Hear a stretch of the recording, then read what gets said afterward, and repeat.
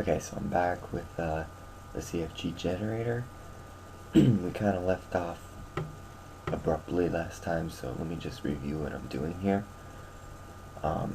When the form turns on, when the form starts, it'll start the timer. And in the timer, it'll progress the progress bar by 1. It'll create a string called CFG and it'll read this file, default cfg.text, into the CFG file string, and then it'll ask itself if the file equals nothing, then stop the timer and provide this error. Otherwise, write text to this file with the CFG new line and name. And then if that exists, then maximum. Now we're saying that if the progress bar equals progress bar 1 dot maximum,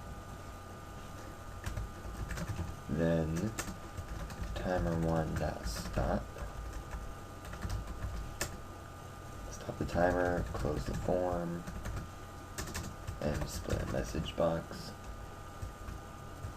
saying Call of Duty CFG has been generated successfully.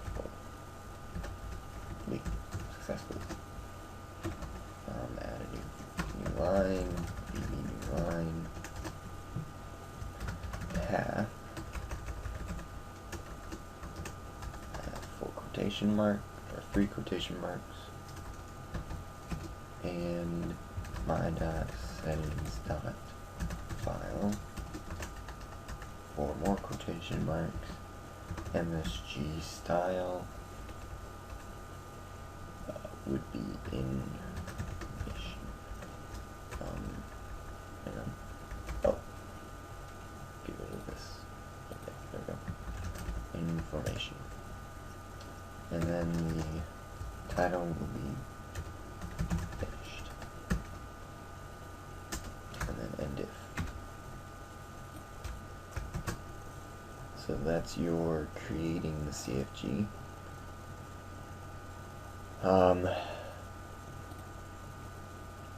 Now let's go to the CFG generator, the first one. I've made some changes. Actually, I've finished the actual program. It's in its beta version right now. So I'm just basically finishing this up. We need to add a list box to the form. List box.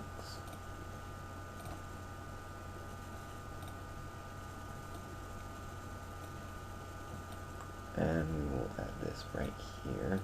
Make sure that it's outside the group box there. You can use the navigation pad to change that up. Okay, so there's your list box. Let's change some settings. Change the list box name to bind list. Anchor it to the bottom and right. I think that's not it. Oh, visible to false. I got rid of the preview button. Pretty much the preview button. We're going to rename this to show list. Show list, but it's still the preview button. I didn't really change that, but that's fine. The keys, I found that there's an error with it. You can only bind keys that aren't bound with the CFG. Okay, so these are the letters and symbols. You can do F3, F5 through 11, 5 through 0, all these symbols. B, G, H, I, J, K, L, N, O, P, Q, U, X, Z. So anything that's not previously bound. And we'll send this to the back because it doesn't matter where it's at, just as long as it's not in the group navigation group box. So save that, and we will go to the code. Press F7 to view the code. Let's dim a couple values here. Dim W as IO dot stream writer. We'll need this for the list box, and then dim int response as integer. This we will need for message box. We've already gone over that. And then you can get rid of this, but the text that replaces it is this.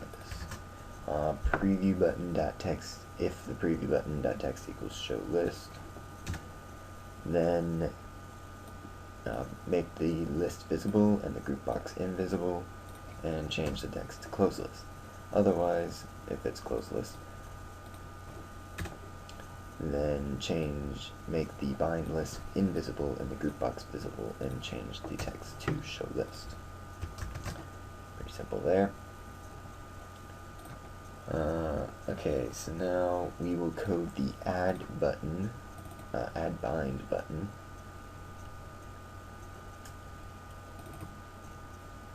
There we go. This one, we will say if bind box, these are idiot proof. We need to make this program as idiot proof as possible. If the bind box text equals nothing, then message box,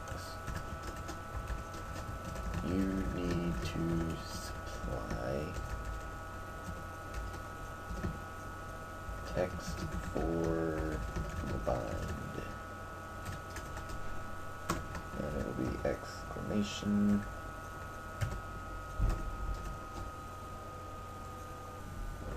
We'll put this as error. Make sure that's all correct. And then bind box dot focus. This will just put the focus onto that box. Else, if keybox dot text equals nothing, then message box, you need to supply a key to be pressed. And exclamation. And then error again.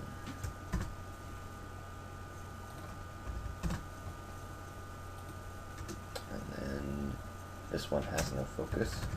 Else, if everything is okay, then my dot settings dot key equals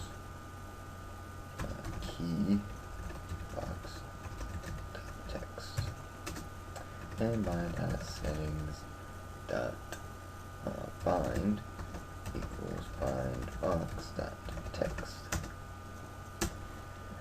Dim bind as string,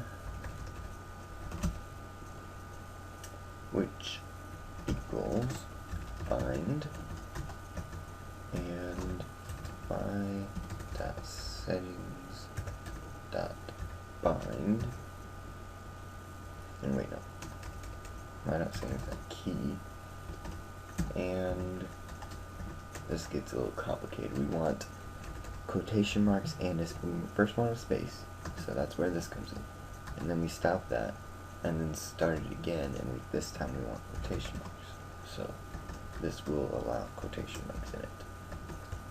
My dot settings dot bind, and you want 4 of them,